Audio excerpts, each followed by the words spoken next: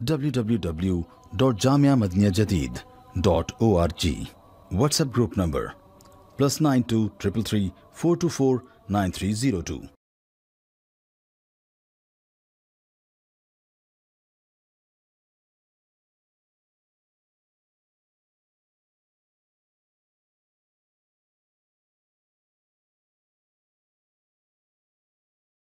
الحمد لله رب العالمين والصلاة والسلام على خير خلقه سيدنا ومولانا محمد وآله وأصحابه أجمعين اما بعد.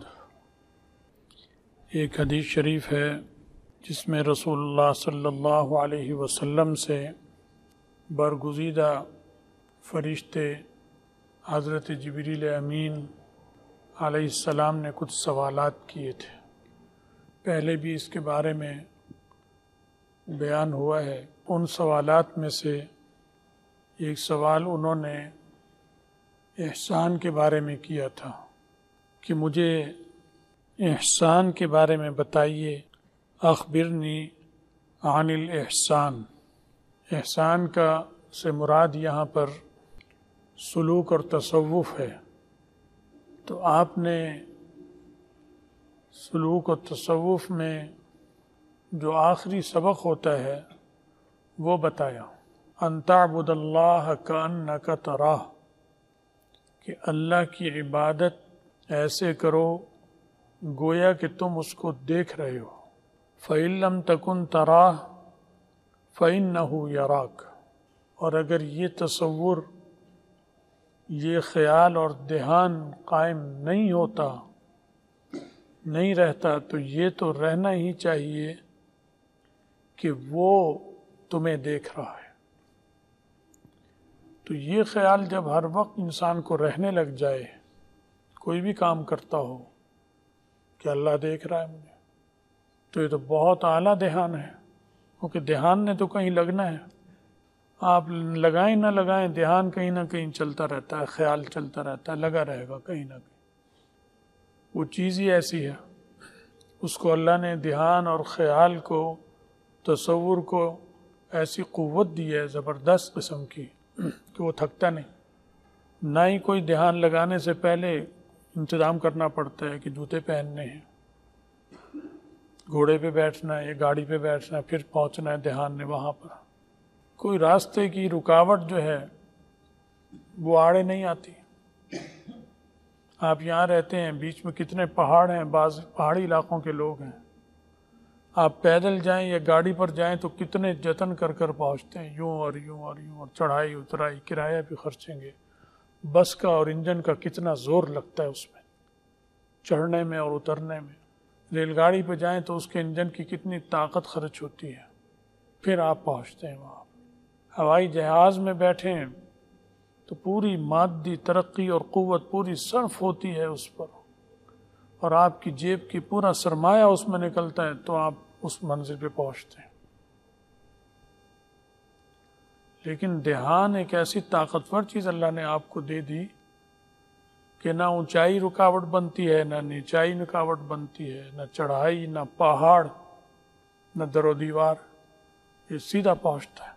ابھی آپ بیٹھے ہیں، میں آپ سے آپ کے گھر کا نام لوں تو جس کا گھر ادھر ہے ادھر جائے گا دھیان، جس کا ادھر ہے اس کا ادھر، جس چاروں طرف آپ کے مختلف جگہوں پہ گھر ہیں، آپ کا دھیان ادھر چلا گیا. دھیان کو کوئی ٹکٹ نہیں لینا پڑا، بکنگ نہیں کرانی پڑی، کچھ بھی نہیں کرنا پڑا. کپڑے سردی گرمی کے پہننے پڑے کہ سردی ہے جاؤں گا باہر نکلوں گا، کچھ بھی نہیں کرنا پڑا. تو ایسی طاقتور چیز اللہ نے دی ہے انسان کو، یہ وہاں پہنچ جاتا ہے. تو یہ اتنی طاقتور چیز دماغ میں اللہ نے انسان کی جو دی ہے، اس کو انبیاء علیہ السلام کی تعلیم کی برکت سے بہت قیمتی اور کارآمد بنا دیا. ورنہ دھیان تو ہر ایک کا چل رہا ہے. جو رکشہ چلانے والا ہے اس کا بھی دھیان کام کر رہا ہے، جو ٹیوب ٹائر کا پنچر لگا رہا ہے اس کا بھی کر رہا ہے، جو ایٹمی سائنسدان ہے اس کا بھی دماغ دھیان چل رہا ہے، جو صدر وزیر اعظم ہے اس کا بھی دھیان چل رہا ہے. ہر طرف چل رہا ہے اپنے اپنے حساب سے. تو جب ایک چلی رہی ہے چیز اور اس پہ خرچ بھی کچھ نہیں ہو رہا آپ کا، تو نبیوں کی تعلیم کی برکت سے کتنی کارآمد بن گئی بغیر کچھ خرچ ہوئے. کہ اس کو ادھر لگا دو، توجہ دو ادھر، کہ تم اللہ کو گویا فرض کر لو کہ میں اللہ کو دیکھ رہا ہوں۔ تو جب یہ ہو جائے کسی کو حاصل چیز تو بہت بڑی چیز ہے، بہت بڑی چیز ہے، یہ معمولی نہیں ہے۔ اور کم سے کم یہ کہ وہ تو مجھے دیکھ ہی رہا ہے، یہ قائم ہو۔ تو یہ آخری سبق ہے تصوف کا جو نبی علیہ السلام نے بتلایا۔ پہلا سبق کیوں نہیں بتایا؟ ہونا تو پہلا سبق چاہیے، بتانا تو چاہیے تھا پہلا سبق کہ یہ ہے۔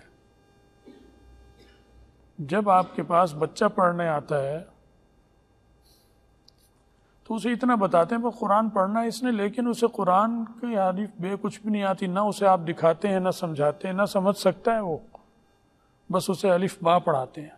پہلا سبق پڑھو الف با تا سا، آخری سبق تو نہیں پڑھاتے، ہر جگہ یہی ہے۔ جوان آئے گا پڑھنے تو بھی الف با تا پڑھائیں گے، بوڑھا آئے گا تو بھی، بچہ آئے گا تو بھی الف با تا سے شروع کرانا پڑے گا۔ صرف ناو پڑھنے آئے گا تو پہلا سبق پڑھائیں گے، آخری سبق بعد میں پڑھائیں گے، شرح جامی نہیں پڑھاتے اس سے پہلے۔ ایسے حدیث شریف پڑھنے آئے گا تو اس سے پہلے کے اسباق پڑھاتے ہیں، بعد میں وہ نہیں پڑھاتے، حالانکہ اس کے ارادے کا پتہ ہے کہ وہ آئے حدیث سیکھنے، پہلا سکھائیں۔ تو یہ کیا بات ہوئی؟ بالکل ہی الٹ عادت کے مطابق تو یہ ہونا چاہیے، دستور کے مطابق پہلا سبق آپ نے آخری بتایا۔ اس کی وجہ یہ ہے کہ نبی کا جو قلب اور دل ہوتا ہے وہ سارے قلب اور دلوں کا سردار ہوتا ہے، اور سب قلوب اور جتنے قلوب اور دل ہیں ان میں سب سے زیادہ طاقتور ہوتا ہے، اور دل کا اثر ایک دوسرے پر پڑتا ہے۔ آپ کسی جگہ چلے جائیں، اکیلے کمرے میں بیٹھے ہوں، آرام سے بیٹھے، کوئی اجنبی آدمی آ کے بیٹھ گیا، اب آپ کی قلب کی کیفیت بدل گئی، اس کی قلب کی کیفیت بھی بدل گئی آپ کو دیکھ کر۔ یہ کیوں؟ آپ کا قلب اس سے نہیں مل رہا، تو قلب میں ایک چیز کیفیت پیدا ہو رہی ہے اس کی وجہ سے، بے اضطرابی، بے چینی، یا ایک بہرحال ایک قسم کی الجھن، ایک اجنبیت یا وحشت، یہ قلب کی کیفیت ہے۔ ہاتھ کو تھوڑی ہو رہی وحشت، دل کو ہو رہی ہے۔ اور وہاں آپ اکیلے بیٹھے ہیں، آپ کی ماں آ جائے، اب قلب کی کیفیت اور ہو گئی، باپ آ جائے قلب کی کیفیت اور ہو گئی، ماں آئی تھی تو قلب کی کیفیت ہوئی تھی، وہ مچلنے لگا تھا ماں سے، کبھی ٹافی مانگ رہا ہے، کبھی گولی مانگ رہا ہے، کبھی یہ چیز، کبھی وہ چیز، کبھی ضد کر رہا ہے۔ باپ آ گیا، سیدھا ہو کے بیٹھ گیا، گولی بھی بھول گیا، ٹافی بھی بھول گیا، ضد بھی بھول گیا، حالانکہ وہ باپ ہے، جانتا ہے کہ مجھ سے میرا مہربان ہے۔ تو باپ کے قلب کی کیفیت بھی اور ہو گئی، ماں کے قلب کی کیفیت۔ تو بیٹھنے سے قلوب کا معلوم ہوتا ہے آپس میں تعلق ہے جو ہمیں نظر نہیں آ رہا، دلوں کا تعلق ہے۔ آنکھ نے دیکھا ماں ہے، ماں نے آنکھ نے پیغام دے دیا دماغ کو، ماں کی وہ اثرات قلب پہ پڑ گئے۔ ماں نے دیکھا، یہاں نابینا تھی ماں، پتہ چل گیا کان میں بیٹا ہے، پتر ہے، بس ٹھیک ہے، بدل گئی حالت ہی، بدل گئی دل کی۔ تو صحابہ کی جماعت ایک مقدس جماعت تھی جس کو ازل میں اللہ نے منتخب کر لیا تھا لصحبت نبی، کہ نبی کے صحبت میں یہ لوگ ہیں، اور نبی جو ہے اس کا قلوب سارے دلوں کا سردار ہے۔ تو ماہر آدمی جتنا اونچا ماہر ہوگا اس کا پڑھانے کا انداز بھی بہت مختلف ہو جائے گا، جتنا اعلیٰ شاگرد ہوگا اس کو پڑھنے کا انداز بدل جائے گا۔ تو وہاں استاد بھی ایسا کہ کائنات میں ویسا ماہر استاد کوئی نہیں تھا پہنچا ہوا، شاگرد بھی ایسے کہ ان جیسا شاگرد نہ پہلے کبھی آیا کسی نبی کو ملے، نہ آئندہ کبھی ملیں گے کسی نبی کو۔ تو نکھرے ہوئے قلوب، وہ جو سردار تھا قلوب کا، اور اس دل نے جس پہ عکس ڈالنا تھا، وہ اللہ نے پہلے سے منتخب کر لیے تھے کہ یہ صحبت نبی کی۔ وہ ازل سے اللہ نے ان قلوب کو نبی علیہ السلام کے قلب سے مناسبت ازل سے دے رکھی تھی۔ ازل میں الست کا جب وعدہ ہوا، الست بربکم، وہاں پر شناسائی ہو گئی تھی نبی کی اس قلب سے۔ اس لیے جو نبی کی قلب کی کیفیت تھی اس مراقبے کے معاملے میں، وہ تو کسی کی بھی نہیں ہو سکتی۔ اور صحابہ کے دل بالکل خالی تھے، کوئی مشرک تھا، کوئی عیسائی تھا، کوئی یہودی تھا، کوئی کیا تھا، کوئی کیا تھا. یہی صحابہ ابو بکر رضی اللہ تعالیٰ عنہ بھی، عمر بھی، عثمان بھی، سارے کافر تھے. لیکن کافر ہونے کے باوجود اللہ نے فیصلہ ان کا ایمان کا کر رکھا تھا، تو کفر ان کی قلوب کے اندر نفوذ نہیں کر پایا تھا دل میں. لیکن وہ رسوخ جو ابو جہل کے دل میں کفر کا تھا، وہ رسوخ حضرت ابو بکر کے قلب میں، حضرت عمر کے دل میں نہیں تھا رضی اللہ تعالیٰ. اس میں وہ جڑیں اس کی ایسی مضبوط نہیں تھی. دیکھنے میں ہمیں اور آپ سب کو وہ ایک جیسے کافر لگتے، لیکن اللہ کو تو پتہ تھا نا اللہ نے کس کا قلب کیسا بنایا. ابو جہل کا کیسا بنایا، ابو لہب کا کیسا بنایا، ابو سفیان کا کیسا بنایا، حضرت عمر کا، حضرت عثمان کا، وحشی کا، حمزہ کا رضی اللہ عنہ اجمعین کیسے بنائے، اور اللہ نے اپنے رسول کا کیسا بنایا. اللہ کو تو پتہ ہے نا، وہ تو اس نے منصوبہ بندی تو اللہ کی ہے جو ازل میں ہو چکی تھی، اس کے تحت ہو رہا ہے. آگے جو بھی کتنا سے بڑا کیوں نہ ہو، چاہے ابو بکر ہی کیوں نہ ہو، وہ شاگرد ہیں نبی علیہ السلام کے. نبی علیہ السلام تھوڑی ہیں، تو اس کے قلب کی وہ حالت نہیں جو نبی علیہ السلام کے قلب کی ہے. حضرت عمر بھی ان کے شاگرد ہیں، ان کے مرید ہیں، وہ نہیں ہیں. نیچے آگے بڑا فرق ہو گیا، نبی اور غیر نبی کا بڑا فرق ہوتا ہے. تو وہ والا قلب جو اللہ نے منتخب کیا تھا کہ یہ نبی کے قلب سے اس قلب کی دوستی یاری ہے، اور اندر خانہ اللہ نے عالم ازل میں اور تقدیر میں جوڑ دیے تھے تار، وہ جب آمنے سامنے ہوئے تو پہلے دوسرے تیسرے سبق کی ضرورت ہی نہیں پڑی انہیں. آخری سبق ان کے دل میں اسی وقت اتر گیا. جو ہی ایمان لائے نبی علیہ السلام کے دست اقدس پر اور اسلام میں داخل ہوئے، یہ ان کو آخری سبق اسی وقت ان کے دل میں اتر گیا، نفوذ کر گیا. باقی آنے والے قیامت تک کے جتنے پیر ہیں ان کے قلوب میں وہ طاقت، وہ جان نہیں ہو سکتی. اس لیے اللہ نے بعد والے پیروں پر جن کا قلب نبی سے ملا ہوا تھا، پہلا دوسرا تیسرا سبق الہام کیا، القاء کیا کہ یوں چلاؤ آہستہ آہستہ ان کو، کیونکہ وہ طاقتور دل چلا گیا دنیا سے، جس کو کہا جاتا تھا حضرت محمد رسول اللہ صلی اللہ علیہ وسلم کا قلب.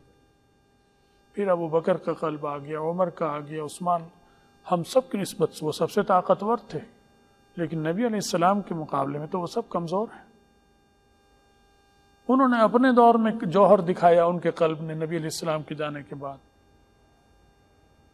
اسی لیے فرمایا خیر القرون قرنی ثم الذین یلونہم ثم الذین یلونہم. استاد اور شاگرد کے درمیان دو واسطے ہیں صرف، تو ظاہر ہے علم بھی مضبوط ہے.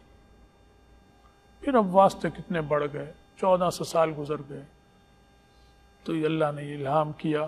اس لیے پہلے دوسرے تیسرے سبق کی ضرورت ہی نہیں پڑتی تھی رسول اللہ صلی اللہ علیہ وسلم کے زمانے میں بھی، ابو بکر کے زمانے میں بھی، عمر کے زمانے میں بھی، عثمان کے زمانے میں بھی، صحابہ کے زمانے میں بھی رضی اللہ تعالیٰ عنہ اجمعین، اور تابعین کے زمانے میں بھی ضرورت نہیں پڑتی تھی، کیونکہ وہ طاقت جو نبی کے قلوب سے منتقل ہوئی تھی وہ آگے قوت سے منتقل ہوتی رہی، اتنی کمزور نہیں پڑی تھی.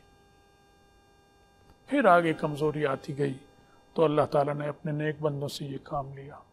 تو آخری سبق نبی علیہ السلام نے سکھایا کہ ان تعبد اللہ کأنک تراہ فإن لم تکن تراہ فإنہ یراک. اور صحابہ عالم ہیں، معلوم ہوا یہ سبق علماء کے لیے ہے. اور صحابہ میں سارے عالم نہیں تھے، غیر عالم بھی تھے، کاروباری بھی تھے، زراعت والے بھی تھے، مزدور پیشہ بھی تھے.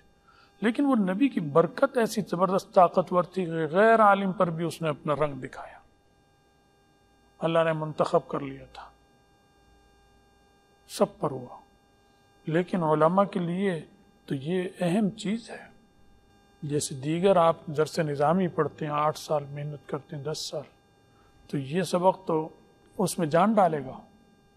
اس سبق کو پڑھ تو لیا میں نے اور آپ نے، لیکن ایک اس سبق کو پڑھنا ہے، ایک اس سبق کے رنگ میں رنگ جانا ہے. اس سبق کے رنگ میں رنگنا جو ہے وہ اس کی برکت سے آئے گا. جب سلوک اور احسان کی طرف توجہ اخلاص سے انسان دیتا ہے تو پڑھے ہوئے سبق سے رنگ جاتا ہے خود بخود، اس رنگ میں رنگ گیا. ورنہ ایک عالم دین توا ہے، پتہ ہے یہ عالم دین ہے، اس پہ روٹی بھی پک سکتی ہے، اس پہ انڈا بھی تل سکتے ہیں، اس پہ پراٹھا بھی بنا سکتے ہیں. لیکن جب تک اس توے کو اس آگ پہ نہیں رکھیں گے وہ توا اس رنگ میں رنگے گا نہیں آگ کے جو پراٹھا بنائے گا، جو روٹی پکائے گا۔ تو توا تو بن گیا، بھٹی سے گزرا، وہ بن گیا، بنا دیا آپ نے، لیکن اب اس پہ روٹی ڈال دیں، پکے گی؟ نہیں پکے گی۔ آج کے علماء ہم اسی طرح کے ہیں کہ ہم سے لوگ پڑھتے ہیں، سیکھتے ہیں، آ کر ہم بھی کچے وہ بھی کچے، پکتی نہیں روٹی، کیونکہ ہم خود کچے ہیں تو وہ بھی کچے ہی ہوتے ہیں آگے۔ اس روٹی میں بہت سارا ضائع ہوتا ہے، کوئی کنارہ پک گیا، کوئی کچھ تو وہ کھا لیا تو فائدہ چل رہا ہے، ورنہ زیادہ ضائع ہو رہا ہے۔ وہ جانور بکریاں کھا رہی ہیں، بھیڑ کھا رہے ہیں، پرندے کھا رہے ہیں، فائدہ نہیں ہو رہا۔ لیکن جب اس توے کو آپ نے آگ پہ رکھا تو یہ اس کے رنگ میں رنگ گیا، آگ کے رنگ میں جب رنگا ہے تو اس علم سے خود اب متاثر ہوا یہ آگ ہے کیا۔ جب یہ جلا، خود جلا، تو آپ روٹی کو بھی جلا رہا ہے۔ اب اتنا جلانا ہے جتنی اس کی طاقت ہے روٹی کو، اس سے زیادہ جلاؤ گے وہ بیکار ہو جائے گی۔ طاقت دیکھنی ہے۔ پراٹھا کو اتنا جلانا ہے جتنا اس کی طاقت ہے، اتنی آگ نیچے سے اوپر زیادہ کرنی پڑتی ہے۔ ایسے یہاں بھی چلتا ہے۔ شیخ جب کامل ہوگا تو اس کے ہاتھ میں بٹن ہوتا ہے آنچ کا، تیز زیادہ کرنی، کم کرنی، کہاں دینی، کہاں نہیں دینی، کہاں بالکل ہی نہیں کرنی۔ توا موٹا ہو، زیادہ آنچ دو گے زیادہ اچھا آئے گا۔ باریک چادر کا ہو تو تھوڑی سی آنچ سے گرم ہو جائے گا، روٹی پکے گی لیکن صحیح نہیں پکے گی، کم جلے گی زیادہ۔ موٹی چادر کا ہوگا تو روٹی شاندار پکے گی، کیونکہ اپنے اندر اس کو جذب کرتا ہے، ایسے جذب کرتا ہے کہ وہ اعتدال سے باہر نہیں ہوتا۔ وہ کم چادر ہے، وہ تحمل نہیں کر پاتا اس کا اتنا، اسے آگے پھر اسے منتقل کرنے میں بھی مشکل ہوتی ہے۔ خود جب تحمل نہیں ہوا تو آگے منتقل کیسے کرے؟ جو مزدور 1 من کی بوری اٹھائی ہی مشکل سے رہا ہے، وہ وہاں تک لے کے کیسے جائے گا؟ جب وہ اٹھا لے گا مضبوطی سے تو پھر امکان ہے کہ وہ لے کے بھی جا سکتا ہے۔ جب اٹھائے گا ہی نہیں تو یہیں تھوڑی دیر 2 قدم کے بعد رک جائے گا، بیٹھ جائے گا یا گر جائے گا۔ تو رسول اللہ صلی اللہ علیہ وسلم کی باتیں حکیمانہ ہیں، ہماری عقلیں ناقص ہیں۔ سوال سیدھا سادہ اعتراض پڑتا تھا اللہ کے رسول پہ، پہلا سبق بتانا چاہیے۔ ہر چیز میں پہلا سبق بتا رہے ہیں، یہاں پہلا سبق نہیں بتایا، یہاں آخری بتایا۔ شراب ایک دم نہیں چھڑائی، آہستہ آہستہ چھڑائی۔ نمازیں اللہ نے ایک دم نہیں، تھوڑی تھوڑی اتاری۔ سلوک کا سبق ایک دم آخری بتا دیا، کیونکہ یہ معاملہ قلب کا تھا، قلب کا۔ جب تک قلب ٹھیک نہیں ہوگا، ایمان درست نہیں ہوگا، عقیدہ صحیح نہیں ہوگا۔ تو پختہ جماعت چاہیے تھی اللہ کے رسول کو، ایسی جو نبی کے رنگ میں فوراً رنگ جائے، اس کو لے اپنے اندر پی جائے، نبی کے ساری جوہر اور اس کی خوبیوں کو، کمالات کو اپنے اندر جذب کر لے، اور ایسا جذب کرے کہ وہ محفوظ ہو اور آگے جب چاہے جسے چاہے منتقل کرتا رہے نبی۔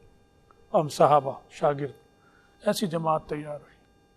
تو اس میں ہم غفلت میں مبتلا ہیں، سلوک اور تصوف کی طرف ساری زندگی گزار دیتے ہیں، پڑھ کر عالم اور شیخ الحدیث بھی بن جاتے ہیں، توجہ ہی نہیں کرتے۔ زیادہ زیادہ بیعت ہو جائیں گے کسی شیخ سے، ہم بیعت ہو گئے، بھائی بیعت ہونے سے کیا ہوگا؟ یہ تمہارا پیر ہے، اللہ کا رسول تھوڑی ہے۔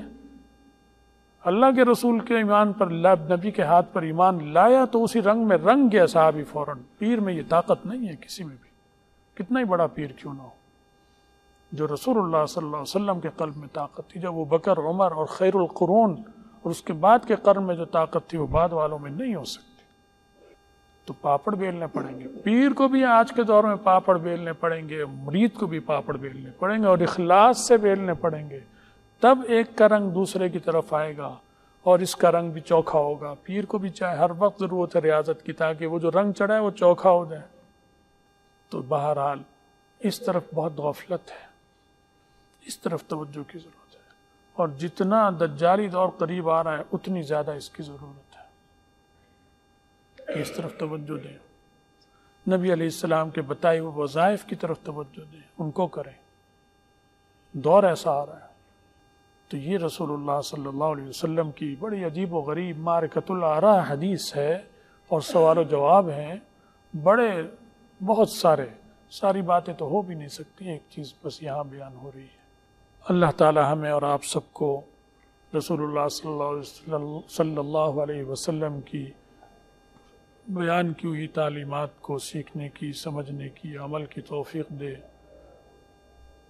اور اتباع سنت کی ساتھ توفیق دے۔ اتباع سنت ضروری ہے۔ یہ مراقبے اگر کر بھی لیے اور ساری زندگی مراقبے اور سب کچھ کیے اور کامل اتباع سنت نہیں کیا تو کچھ فائدہ نہیں ہوگا، بیکار ہے۔ کامل اتباع سنت جب ہوگا اس کے ساتھ محنت کے، پھر دیکھو اللہ کی کیسی مہربانیاں ہوں گی، دنیا اور آخرت کی سعادتیں نصیب ہوں گی۔ لیکن کرنا پڑے گا، پاپڑ بیلنے پڑتے ہیں، پھر ہی جا کے ملتا ہے، محنت کے بغیر نہیں ملتا سمجھا۔ اللہ مجھے اور آپ سب کو توفیق دے اور ہمیں اپنی مرضیات پہ چلائے، ہمارا آپ کا خاتمہ ایمان پر فرمائے، اور آخرت میں رسول اللہ صلی اللہ علیہ وسلم کی شفاعت اور ان کے ساتھ نصیب فرمائے۔ وآخر دعوانا الحمد للہ رب العالمین۔